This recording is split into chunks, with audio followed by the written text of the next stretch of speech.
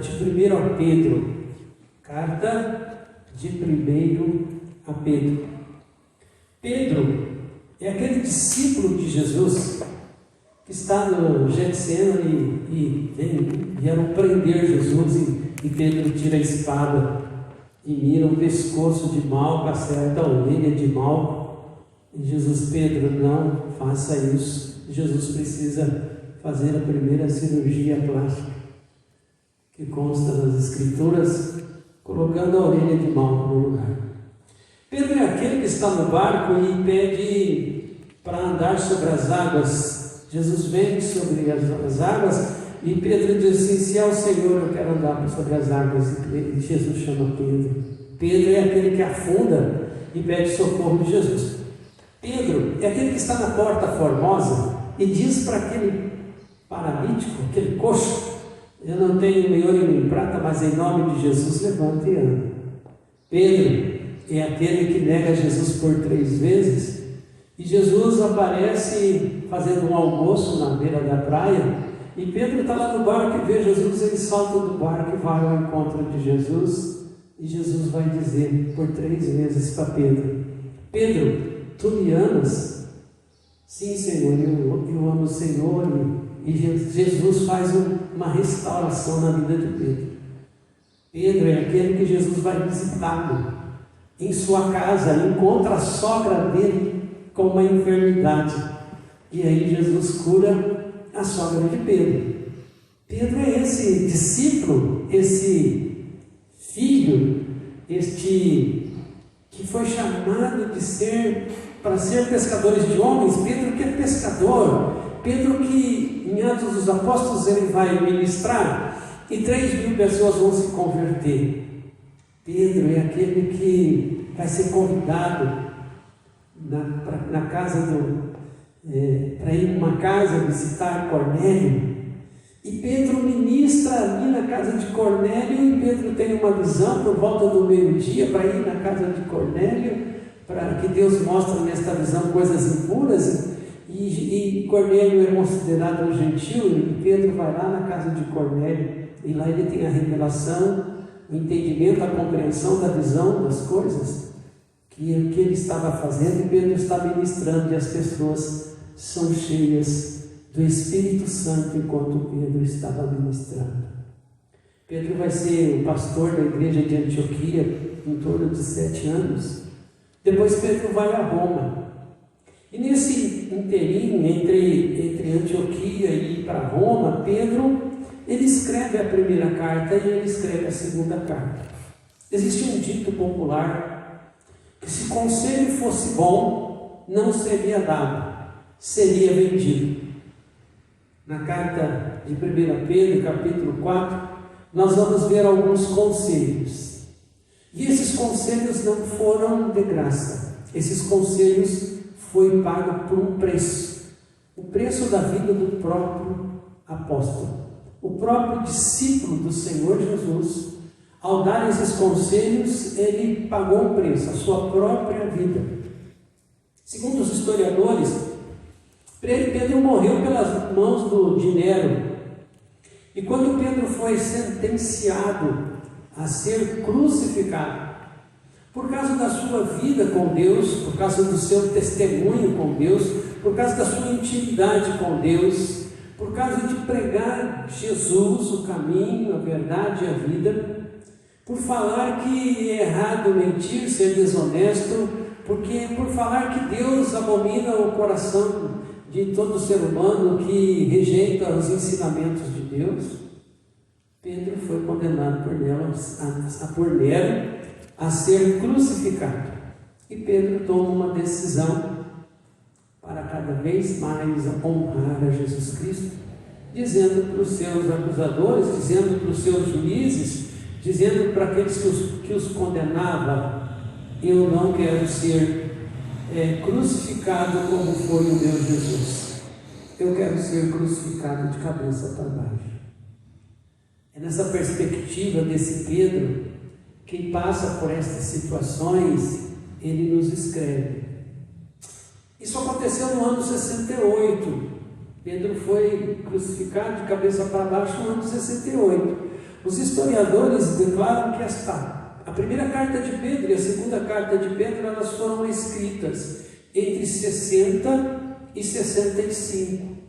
Então, o que nós vamos abordar agora são escritos de Pedro em torno de 3 anos antes do seu martírio. É importante isso para nós, quando nós lermos aqui, nessa perspectiva de tempo. 1 Pedro capítulo 4. Ora, tendo Cristo sofrido na carne, é o sofrimento da crucificação que Pedro está dizendo. O nosso Deus que nós amamos, o nosso Jesus que veneramos, o nosso Jesus que glorificamos e exaltamos, o nosso Jesus que cantamos aqui, que Ele vem saltando pelos montes como a noiva, Ele sofreu para que pudéssemos ter vida eterna, sofreu para que pudéssemos ter vida e vida em abundância. Pedro está dizendo, tendo Cristo sofrido na carne, amai-vos aquele que sofreu na carne e deixou o pecado. Vós também, vós do mesmo pensamento, pois aquele que sofreu na carne deixou o pecado. Pedro está dizendo, irmãos, que nós também sofreremos. Sofreremos para deixar o pecado. É uma luta que nós temos diariamente. Todo ser humano tem uma luta diária, combatendo o pecado. Pecado é tudo que desagrada a Deus. E neste combate, nós sofremos, como Jesus sofreu na carne e deixou o pecado, nós também devemos. Para que no tempo em que nos resta na carne, já não vivais de acordo com as paixões dos homens, mas segundo a vontade de Deus. A oração do Pai Nosso, que é a oração sacerdotal, ela vai dizer no seu conteúdo que nós precisamos buscar fazer a vontade de Deus. Nós falamos assim na oração: seja feita a tua vontade, assim na terra como no céu. Precisamos, irmãos, buscar fazer a vontade de Deus. Precisamos deixar, abandonar as paixões da nossa carne que deseja a prática do pecado. Todos os seres humanos têm na sua carne o desejo do pecado. E é uma luta que constantemente nós enfrentamos. Porque basta o tempo decorrido para teres executado a vontade dos gentios, tendo andado em dissoluções, concupiscências, borracheiras, orgias, bebedice e detestáveis idolatrias. Pedro está dizendo que teve um tempo na vida dos cristãos que os cristãos viviam desta forma, na prática das paixões mundanas, nas práticas da luxúria, nas práticas das orgias, nas práticas da bebedice. Pedro vai dizer assim: teve um tempo que você viveu assim, nessas práticas da desonestidade, da inveja, da cobiça. Teve um tempo que você andou praticando aquilo que é desejo da sua carne. Pedro está dizendo isso. Por isso, difamamos estranhos, que não concorrais com eles ao mesmo excesso de desvassidão. Ou seja, os nossos amigos de bagunça, de orgias, os nossos amigos, eles nos criticam porque nós abandonamos esses pecados. Pessoas da nossa família: por que você deixou a cervejinha, a cachaçinha? Por que você deixou as orgias? Pedro vai dizer que existem pessoas no nosso convívio que vão zombar de nós, que vão escarnecer nós, que vão dizer assim: não, você não devia ter deixado essa prática, você devia ter continuado nessas práticas. Pedro vai dizer isso. Os quais hão de prestar conta àquele que é competente para julgar vivos e mortos.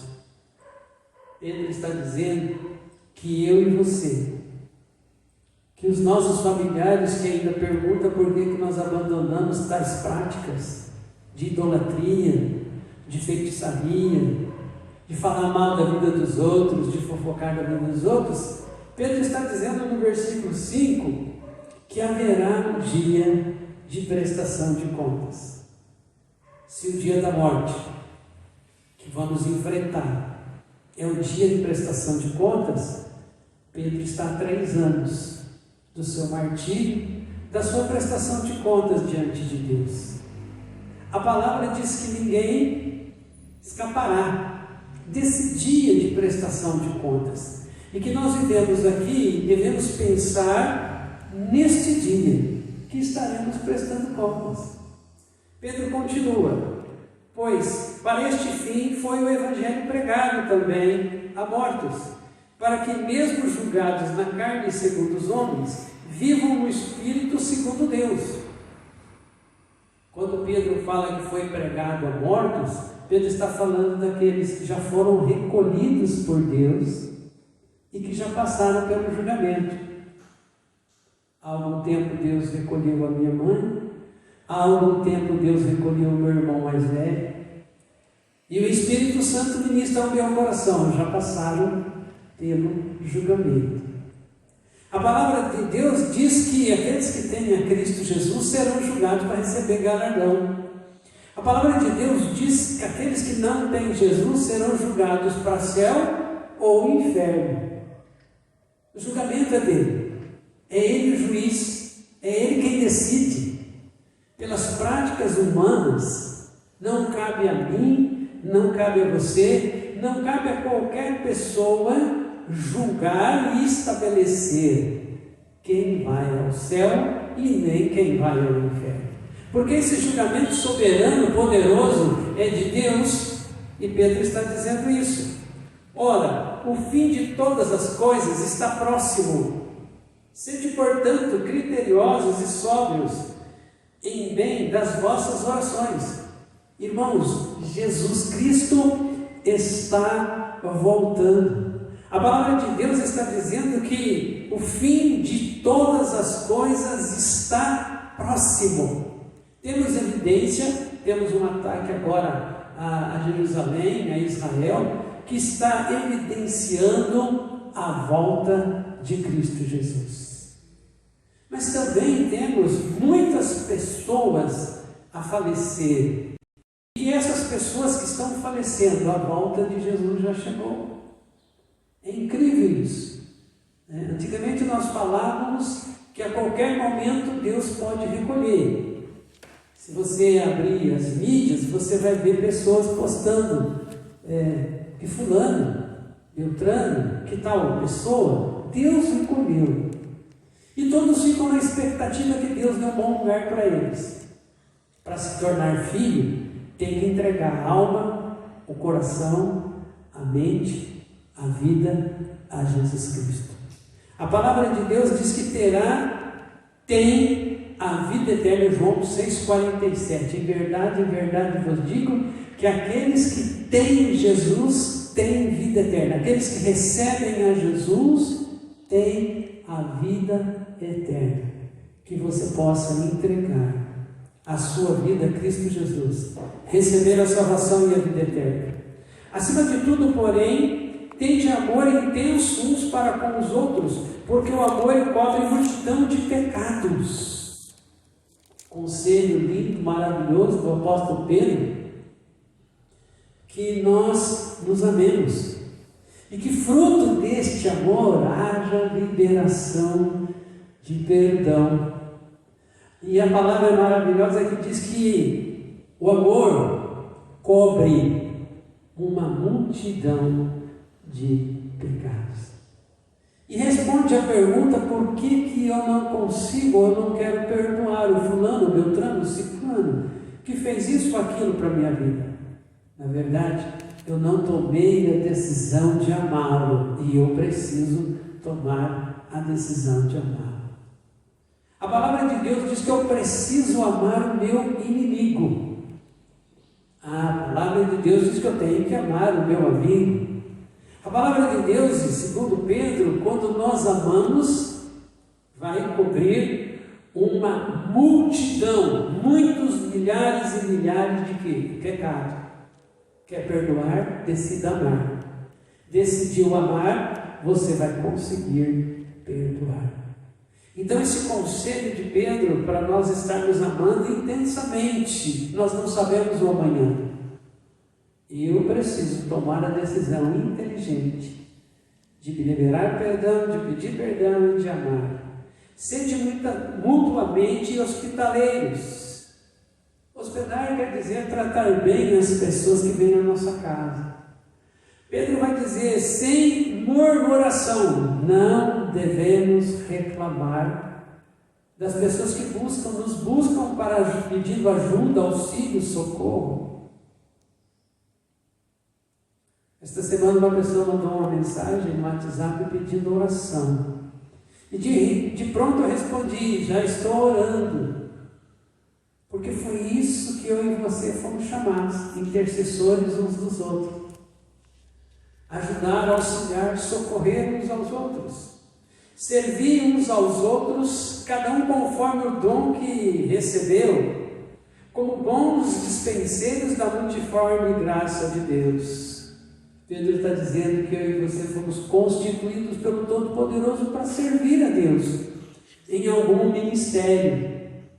Talvez no ministério de intercessão, de oração, talvez no ministério de diaconia, talvez no ministério de administração, talvez no ministério de louvor, de adoração, talvez no ministério de comunicação, talvez no ministério com crianças, com adolescentes, com jovens. Deus chamou você para um serviço específico e especial. Que Deus concedeu a você dons, Deus capacitação, Deus te deu. Se alguém fale de acordo com o oráculo de Deus.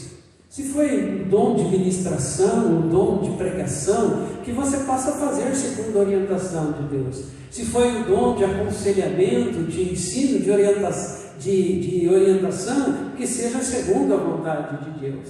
Se alguém serve, faça na força que Deus supre, para que em todas as coisas seja Deus glorificado e exaltado por meio de Jesus Cristo, a quem pertence a glória e o domínio pelos séculos dos séculos. Amém.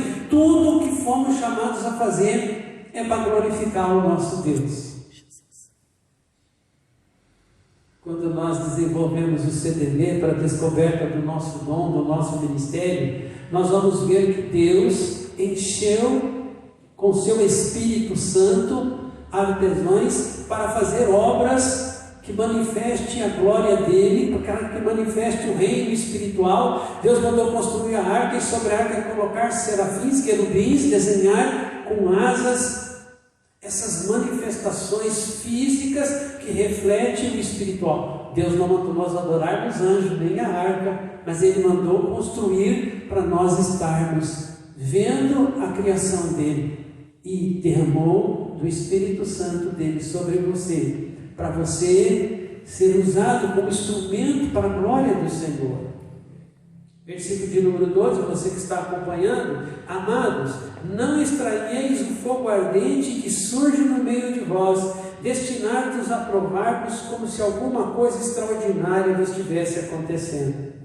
Pedro está falando do Ruach Kadosh. Ruach Kadosh, que significa o Espírito Santo que santifica. Vem um fogo abrasador sobre o povo de Deus para os santificar, para os fortalecer no momento das provas, das tentações, no momento das batalhas que nós enfrentamos. Deus está dizendo que Ele envia o Ruach Kadosh, o Espírito Santo que santifica. Pelo contrário, alegrai-vos na medida em que sois coparticipantes do sofrimento de Cristo. É algo que muitas vezes nós não esperamos, e nem desejamos, e nem queremos na nossa caminhada com Jesus, é passar por sofrimento. Irmãos, enquanto aqui estivermos neste mundo como forasteiros e peregrinos, passaremos por momentos de sofrimento. Quando Jesus disse: no mundo tereis aflição, lembrando que Pedro é o pregador, o discípulo da igreja perseguida. Os cristãos eram colocados na frente das feras, dos gladiadores, para serem trucidados, mortos a fios da espada. É impressionante isso, irmãos. Talvez você esteja passando por algum tipo de provação, de sofrimento, por causa de Jesus. Talvez você está passando por rejeição, por calúnia, por uma posição que você assumiu com Cristo Jesus. Pelo contrário, alegrai-vos na medida em que sois coparticipantes do sofrimento de Cristo, para que também na revelação de sua glória vos alegreis exultadamente. Ou seja, nossa alegria passando por esse sofrimento será algo que não tem como descrever a vitória que nos espera. Amém. Se pelo nome de Cristo sois injuriados, felizes, bem-aventurados sois, porque sobre vós repousa o Espírito da glória de Deus. Amém. Tomar posse da presença do Espírito Santo de Deus que há em você. O Espírito Santo que te capacita, que te fortalece, o Espírito Santo que te dá ousadia, que dá intrepidez, o Espírito Santo que te dá força, te dá ânimo. Pedro está dizendo: não se esqueçam que vocês têm o Espírito Santo sobre a vida de vocês, que dá sabedoria, que dá discernimento, que faz vocês serem diferentes.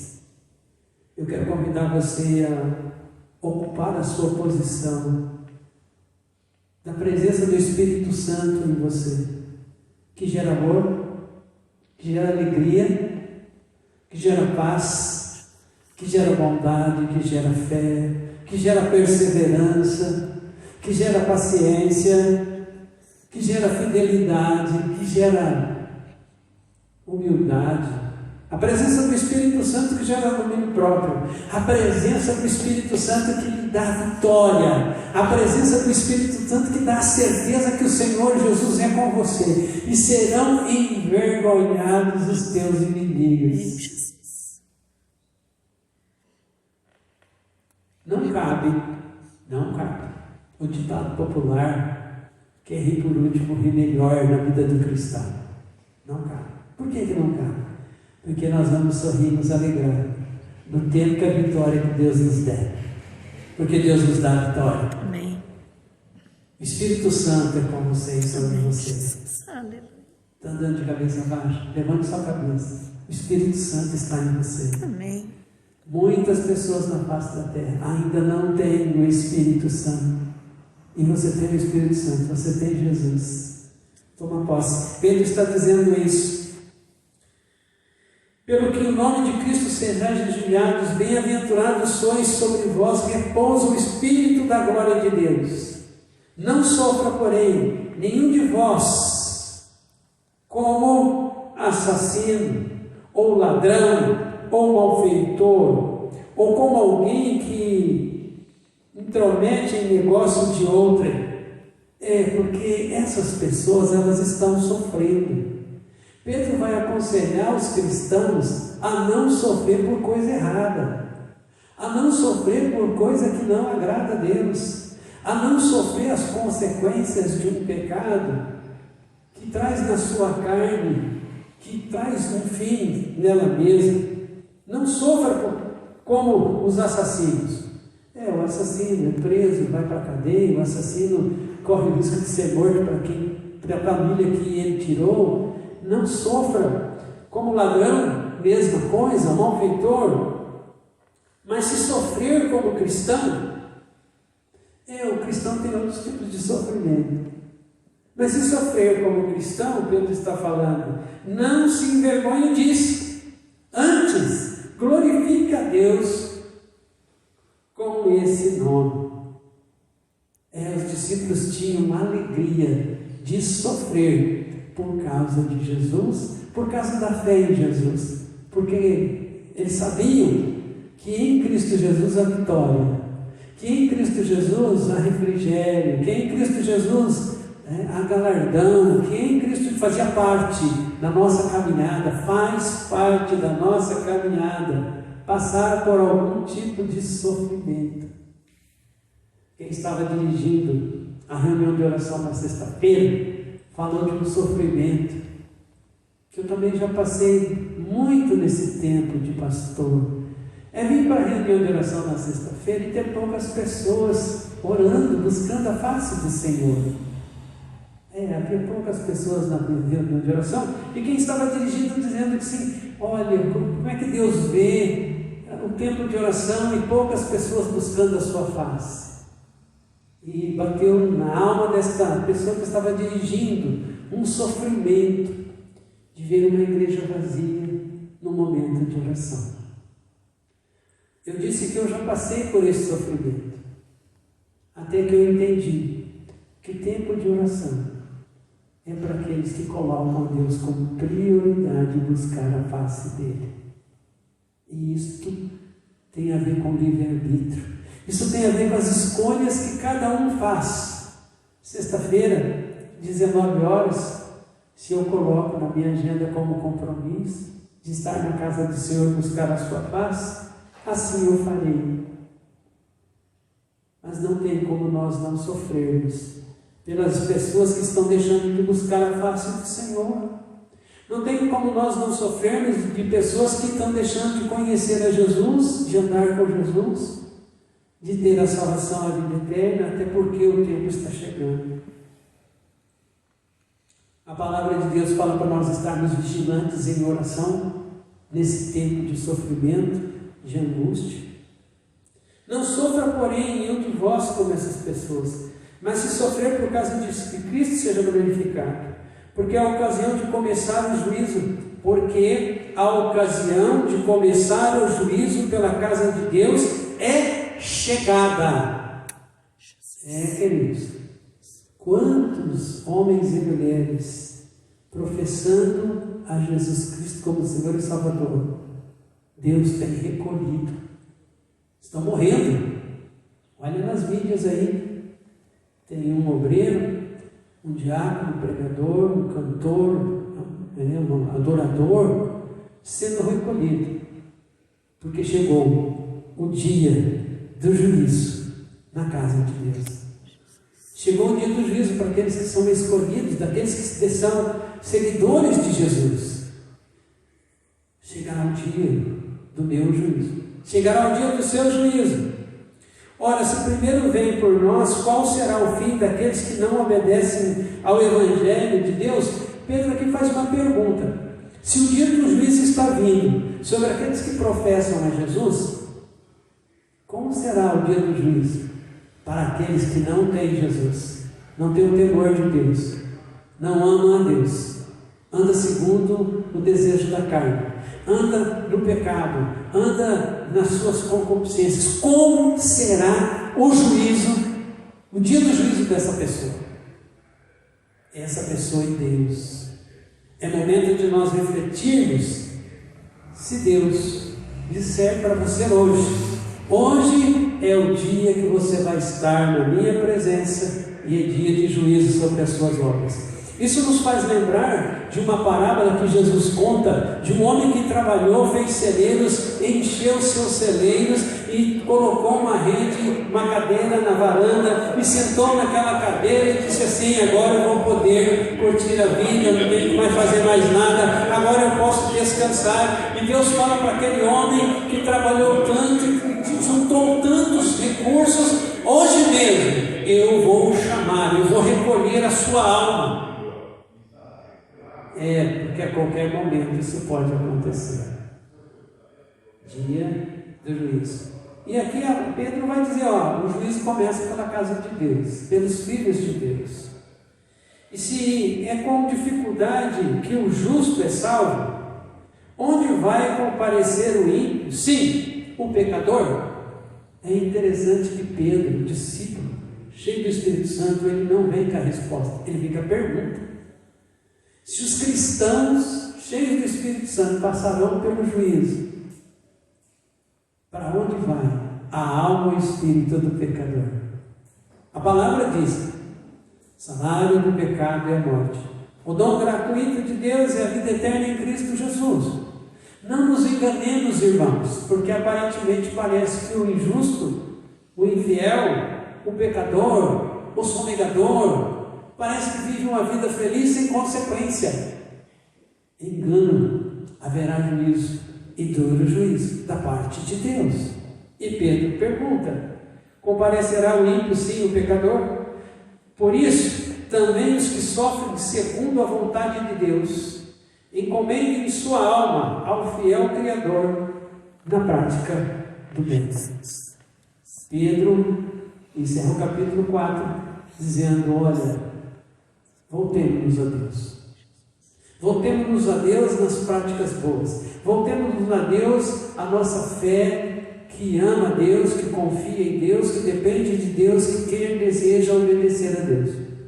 Voltemos a Deus, esperemos nele. Jesus está voltando. Pedro está nos alertando, Pedro está aconselhando que passaremos por aflições, por lutas. Pedro está dizendo que é momento da manifestação da nossa fé viva e verdadeira no Cristo que nós seguimos, que não nos livra de passar por sofrimento, mas está conosco em meio ao sofrimento. O dia do juízo é chegado sobre a casa de Deus. Assim como Pedro está dizendo que eu e você somos cheios do Espírito Santo, que nos santifica, que nos capacita e nos fortalece em tempos difíceis. Irmãos, vivemos tempos difíceis. E nesses tempos difíceis você não está sozinho. Você não está sozinho. Você tem dentro de você o Espírito Santo, que te capacita, que te fortalece, que te faz mais que vencedor. O Espírito Santo que abre os teus olhos, teu entendimento. O Espírito Santo que dá forças, que te dá ânimo, que te dá um norte, que te dá direção. É o Espírito Santo na sua vida que vai te auxiliar em meio aos sofrimentos desse tempo.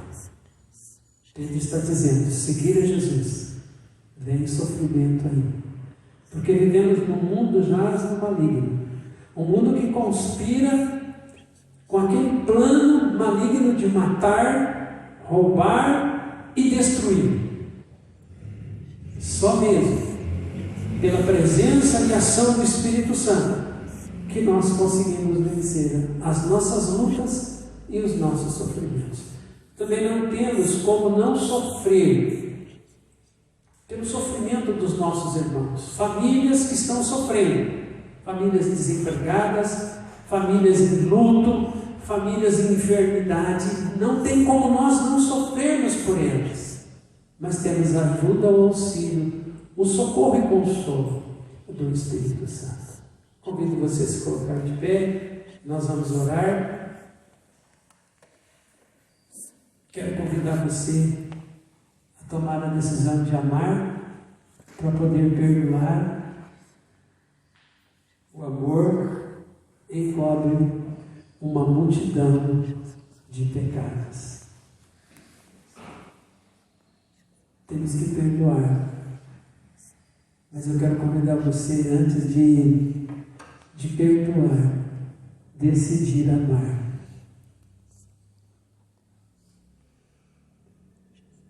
Um dia, numa experiência com os nossos filhos, a Jéssica e o Juan, Deus me levou a falar para eles algo que, um grande e maravilhoso ensinamento da parte de Deus. É quando você decide amar os seus, independente do que eles façam.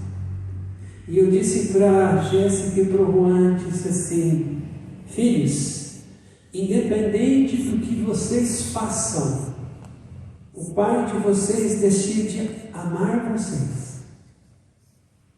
Eu quero convidar você a olhar para a sua família, toda ela, independente do que a sua família fez ou faz para você, decidir amar. Independente do que a sua família faça para você, eu quero convidar você a decidir a perdoar e também pedir perdão. O conselho de Pedro é o conselho de estarmos preparados para o dia do juízo. Quando Deus olha o nosso coração, Deus não olha as nossas palavras, irmãos. Deus olha o nosso coração. Eu posso falar para os irmãos, né? Mas Deus olha aqui o coração. No dia do juízo, Deus vai olhar para o nosso coração e vai perguntar assim: por que você guardou esse ressentimento no teu coração? Por que você guardou essa mágoa no teu coração? Por que você guardou isso no teu coração?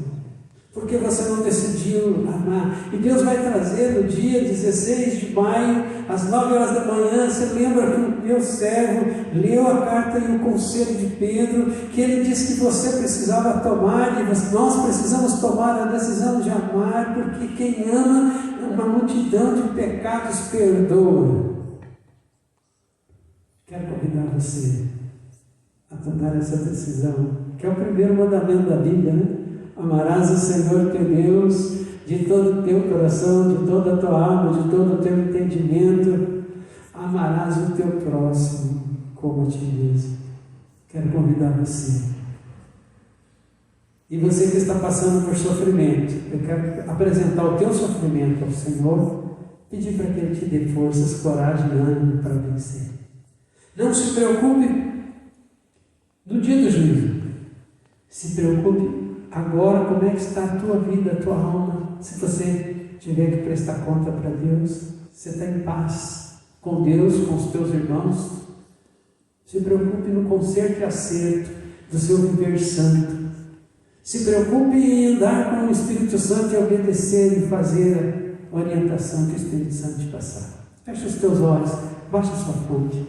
Senhor nosso Deus e Pai, em o nome santo e poderoso de Cristo Jesus, eu quero colocar os meus irmãos e irmãs que estão passando por um momento de sofrimento, de luta, estão passando por um momento de angústia, Senhor. Oh Deus, que o Teu Espírito Santo os visite, os fortalecendo, os encorajando, os animando, que o Teu Santo Espírito visite esta casa, Senhor, onde há sofrimento com enfermidade, com desemprego, que há sofrimento, Senhor Jesus, com uma perda de um ente querido, Senhor. Oh Deus querido, nós clamamos a intervenção. Visita esta casa que há sofrimento pela separação, pelo divórcio, há Senhor, há sofrimento por causa do uso das drogas, há sofrimento por causa, Senhor, de infidelidade, há sofrimento, Senhor Jesus, por causa do roubo, do assassinato, há sofrimento, Senhor Jesus, por tantas situações que machucam a alma humana. Deus, nós clamamos que o Teu Espírito Santo visite agora este coração,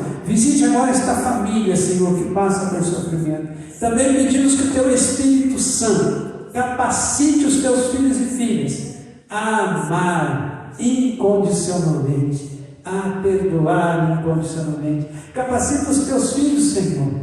Ó Deus, ministra ao coração dos Teus filhos que é chegado o tempo de juízo na casa. É chegado o tempo, Senhor, que temos que fazer uma avaliação das nossas ações, das nossas atitudes, fazer correções, consertos e acertos de conduta.